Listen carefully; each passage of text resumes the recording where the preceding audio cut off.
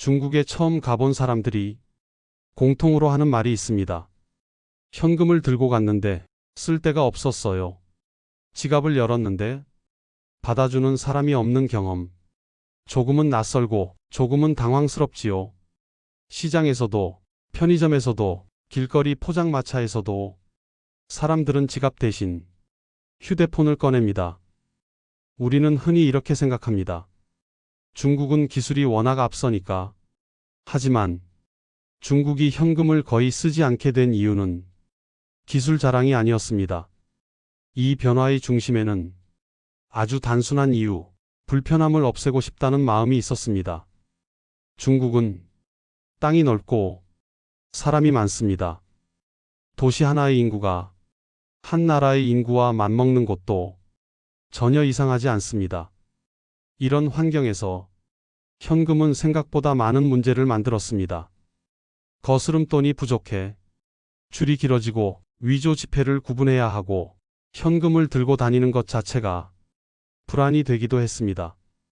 마치 동전이 가득 든 주머니를 하루 종일 들고 다니는 느낌과 비슷하지요. 사람들은 점점 생각하게 됩니다. 이걸 꼭 계속 써야 할까?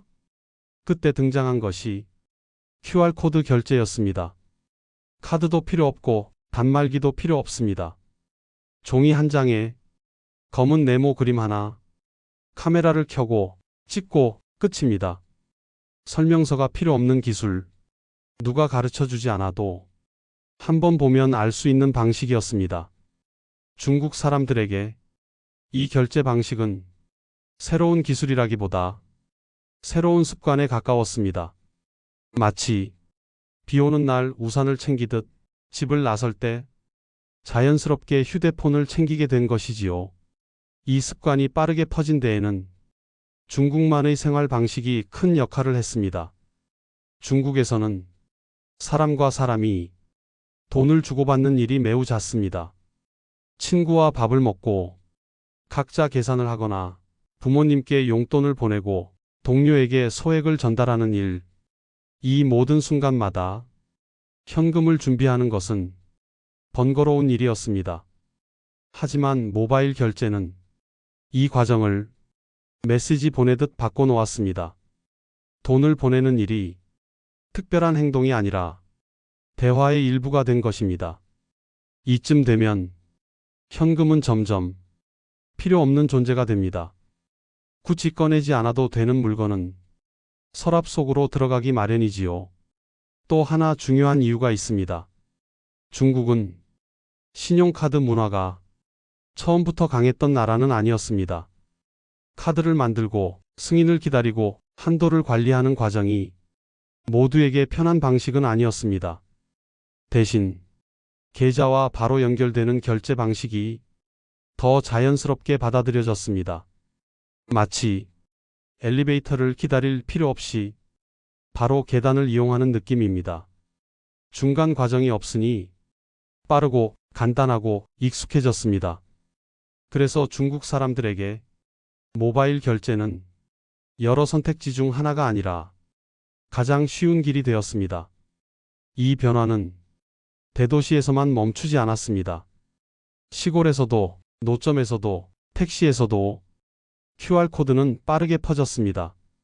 이유는 간단합니다. 비용이 거의 들지 않았기 때문입니다.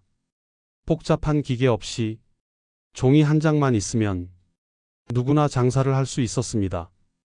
작은 가게일수록 이 변화는 더 반가웠습니다. 마치 간판이 없어도 손님을 만날 수 있게 된 것처럼 말이지요. 편리함은 규모를 가리지 않습니다. 오히려 작은 곳일수록 더 빨리 스며듭니다.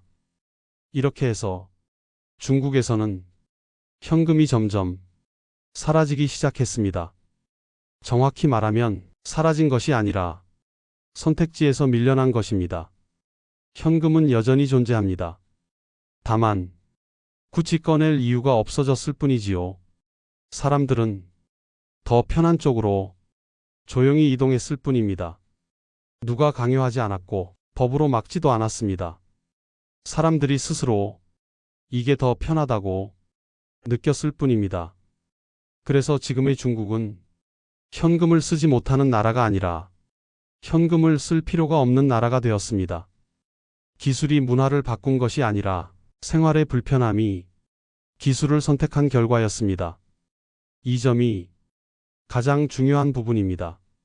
중국의 변화는 미래를 과시한 이야기가 아니라 사람들의 일상을 조금 더 가볍게 만든 이야기였던 것이지요.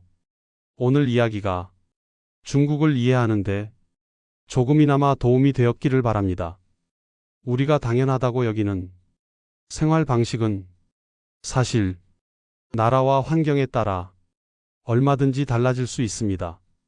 다음 영상에서는 또 다른 나라의 익숙하지만 낯선 장면을 함께 들여다보겠습니다. 당연하다고 지나쳤던 풍경 속에 숨겨진 이야기들을 전해드리겠습니다. 지금까지 세계의 이유였습니다.